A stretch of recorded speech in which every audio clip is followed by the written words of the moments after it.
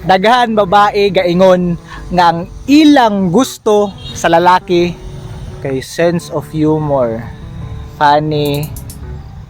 Pero nga nung sa gwapo sila pero mega kapadulong. Ha? You see, this is not to tell you na bakakon ang mga babae. Dili. This is to tell you nga ang mga babae mapadulong perme sa laki nga naay value. Yep. Value. Something na imong mahatag.